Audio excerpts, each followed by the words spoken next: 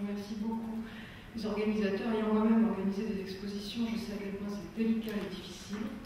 Et j'étais très émue également de voyager dans ce lieu, l'UNESCO. Je suis en France, mais je suis aussi ailleurs, je suis dans le monde. Donc je ne vais pas faire une conférence très formaliste, enfin une petite conférence. Je vais me présenter. Je travaille depuis une trentaine d'années sur la notion d'exotisme.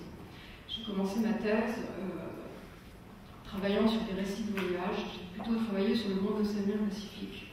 Je suis née en Afrique du Nord, donc voilà, je suis quelqu'un d'un peu voyageur et j'ai beaucoup travaillé sur la question du colonialisme. J'ai aussi beaucoup travaillé sur les images. Et ce qui m'a frappé hier, c'est l'importance des images. Nous sommes dans une société ici dite occidentale où les images sont très importantes et nous vivons aujourd'hui dans un monde où les images circulent à toute vitesse, se transforment, les artistes évidemment se les approprient. Et j'ai été frappée hier par la présence des images et surtout la présence de la matière. Et là, dans ce monde soi-disant dématérialisé, il y avait des artistes du monde entier qui affirmaient la force du matériau, de la matière, de la peinture, même si par ailleurs ces artistes avaient aussi une activité de vidéaste, de réalisateur. Et donc le choix des commissaires m'a émue parce qu'il était rappelé là l'importance de la relation à la nature, de nos origines, souvent très complexes, on ne sait pas toujours exactement d'où nous venons, et l'importance de la rencontre. Et cette présence, pour moi le mot clé c'est le mot présence, c'est-à-dire une présence physique, accueillante. Les artistes étaient là pour échanger, dialoguer. Donc il s'est produit une rencontre pour moi, hélas parcellaire puisque je n'ai pas pu parler avec tous les artistes et j'avais envie de leur poser des questions, auxquelles parfois il n'y a pas de réponse d'ailleurs. Donc là c'est aussi un lieu, un domaine, un temps où il n'y a pas de réponse pour tout. C'est aussi le lieu de l'aventure, un lieu où le corps et l'esprit sont étroitement liés, le lieu de la diversité, et quelque chose qui est aussi le lieu, je dirais, de la pudeur. Comme je devais parler auprès de vous aujourd'hui et face à vous, j'avais envie de savoir des choses. Il y a des choses qu'on ne peut pas savoir. Il y a des choses qu'on ne peut pas comprendre tout de suite. Et ces différents temps du regard me sont apparus très importants, et aussi la générosité. Ça fait très plaisir quand on ouvre un catalogue d'être accueilli, bienvenu. Ce n'est pas toujours le cas dans nos sociétés un peu froides du monde européen. On est parfois très bien accueillis par certains galeristes, mais là on ouvre le livre et on voit bienvenue. Et ça, je crois que le rôle de l'art c'est aussi ça, c'est de créer une situation d'accueil, même si le monde violent, lorsque parler de la paix, c'est difficile de ne pas sentir la violence qui nous entoure, et dans les œuvres des artistes, bien sûr, la mémoire était là, une exposition sur l'Holocauste, la Shoah juste à côté, donc difficile d'oublier l'histoire, et une histoire qu'il faut travailler sans cesse. Je ne vais pas vous parler d'exotisme, même si ce terme est devenu un petit peu la mode, et qu'aujourd'hui il est rechargé autrement par les artistes qui s'en emparent et qui en font autre chose, et qui peut-être même renouent avec les toutes premières découvertes du temps de Bougainville. On n'était pas encore entré dans un processus colonial très fort. Mais voilà, je voulais dire ça, cette importance de la présence de l'art. Être artiste, c'est être présent au monde, me semble-t-il. Parfois sous forme rhizomique, le disait Deleuze, donc on va voilà, rayonner, se déplacer de lieu en lieu, en créant à chaque fois une tubercule souterraine, mais qui va peut-être donner naissance à des arbres merveilleux, puisqu'il y a aussi du merveilleux dans l'art, il y a de l'implication politique, mais il peut y avoir aussi cette faculté de nous faire rêver. Donc rencontrer des artistes, c'est toujours étrange. C'est toujours un moment particulier, et un moment d'émotion, et un moment d'humanité.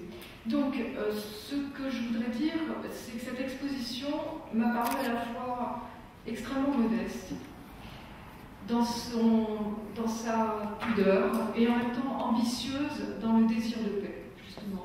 Sans nier cette force de la violence, des guerres qui nous entourent, et on est souvent plus en guerre qu'en paix.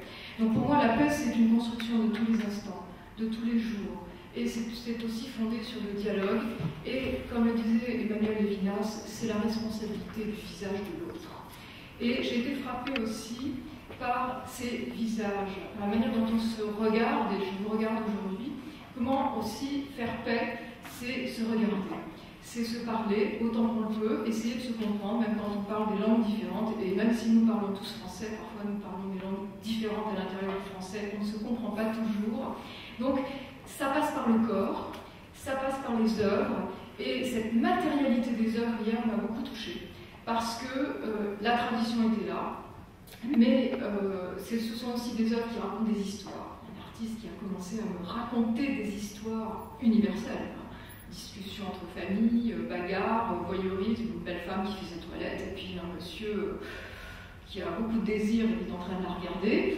Et il y a cette question du corps qui me paraissait fort, corps de l'œuvre, corps des hommes, corps des femmes, et une volonté de penser ensemble, et la force du commissariat d'exposition, qui est aussi un dialogue, c'était d'avoir rassemblé des œuvres qui nous permettaient de penser quelque chose de l'art dans la société et dans un lieu exceptionnel qu'est l'UNESCO, qui est un lieu qui nous permet aussi de mesurer l'importance du voyage, qui n'est pas forcément le voyage physique, mais le voyage intérieur que nous devons faire en permanence, c'est-à-dire nous remettre en question, dans la prise de conscience de ce qui nous arrive, avec bien sûr la vigilance, c'est-à-dire la mémoire, regarder les archives, lire les archives, critiquer, échanger, travailler ensemble. Donc, travail permanent autour de cette construction d'une paix qui est toujours fragile, comme le sont les œuvres.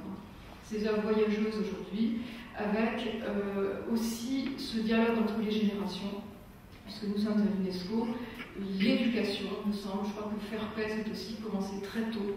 Et l'éducation est là, je crois, pour pouvoir nous aider à réduire notre agressivité, à ne pas trop souffrir et être en même temps conscient et présent au monde.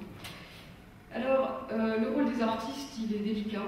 Pour moi, l'artiste est un passeur, c'est un messager, c'est celui qui peut alerter dans un langage autre que le langage du politique, bien qu'il puisse être très engagé, car faire art, c'est s'engager. C'est risqué, et c'est risqué à tout instant, et c'est aussi être confronté au marché, puisque quand on est artiste, on a une reconnaissance, et la question de l'argent, c'est une vilaine question, elle est là. Donc, peut se réfléchir aussi dans le rôle de l'artiste la question du don. Alors, sans faire de l'anthropologie occidentale, mais en tout cas, la question du don est importante. Aujourd'hui, elle a toutes sortes de formes, y compris le don désintéressé. Mais donner, c'est bien sûr installer des relations de pouvoir, mais c'est aussi réfléchir à ce qu'engage cette question du pouvoir à travers le don. Et hier, on a eu un don généreux, justement désintéressé, me semble-t-il, en tout cas pour la spectatrice et amatrice que je suis, et puis une rencontre humaine. Donc, la grande chance d'hier, c'était aussi de rencontrer les artistes physiquement, c'est-à-dire voir les œuvres, bien sûr, qui disent des choses que les artistes ne disent pas. Et heureusement, les artistes n'ont pas toujours le droit de dire la vérité, ou ils peuvent décider de mentir.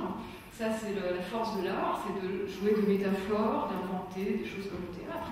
Et en même temps, ils disent leur vérité. Et cette vérité, la vérité de l'artiste, elle nous concerne très profondément parce qu'elle nous fait, une fois de plus, prendre conscience, me semble-t-il, du monde dans lequel nous vivons. Alors, peut-être qu'il faut dépasser en effet un certain nombre de choses douloureuses pour essayer d'aller plus loin, d'avancer, et comme l'a dit un artiste hier, de cheminer à pas de fourmi, tout doucement, discrètement.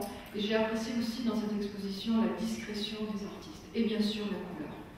Alors là, on avait la chaleur dans cet hiver qui n'était pas trop rude en France, mais une chaleur humaine, et une chaleur aussi parce que le processus de création, me semble-t-il, est au cœur du processus de paix.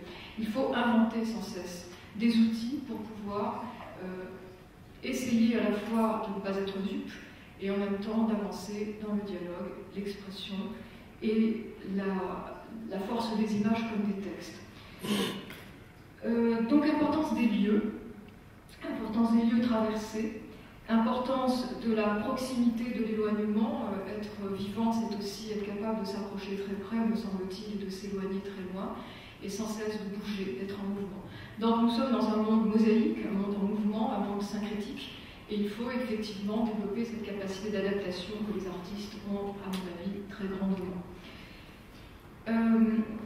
Ce qui m'a paru important hier, c'était le marquage d'une volonté artistique. Témoigner,